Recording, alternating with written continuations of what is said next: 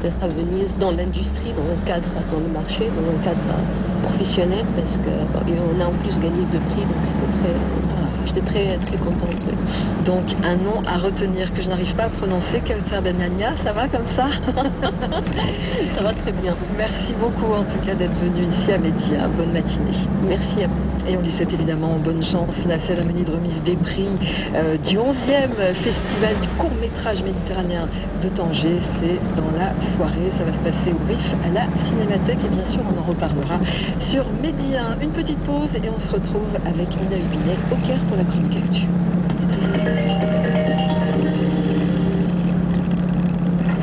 وكي هاني؟ اييه مع الفورفي هاني الميديتال عندك باش تكون هاني. عندك 30 ساعة ديال الهضرة باش تتكلم على خاطرك مع رقمك المفضل ميديتال، 3 السوايع نحو جميع الشبكات وعاد لي اس ام اس والانترنت، وهذا الشيء كله بدون التزام. خذ راحتك مع الفورفي هاني، كل شيء غير ب 99 درهم الشهر. ميديتال ديما راحتك.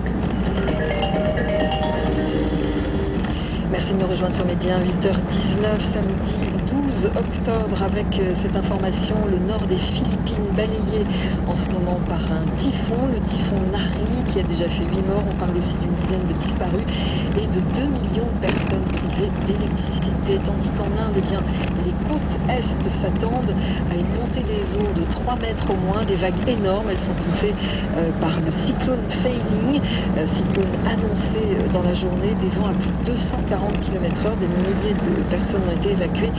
Il y a 14 ans, pour rappel, cette même région avait été sinistrée, donc l'est de l'Inde, des côtes, par un cyclone du même type, et là, 8000 personnes avaient été tuées. On passe à la chronique actu, tout de suite elle nous emmène au Caire. Il s'appelle Bassem Youssef, vous connaissez certainement son nom, en tout cas en Égypte. Il a défrayé la chronique justement en critiquant le président Morsi avec ses émissions de télévision. Bassem Youssef reprend son émission à la télévision, ce sera fin octobre, après 3 mois de blackout.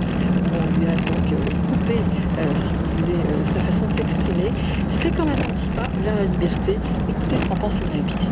C'est devenu un symbole de la liberté d'expression en Égypte. En singeant Mohamed Morsi ou en parodiant des prédicateurs salafistes, Bassem Youssef a fait hurler de rire les Égyptiens. Regardez El Barnamig, son émission était devenue un rituel que beaucoup n'auraient manqué pour rien au monde. À la maison ou dans la rue,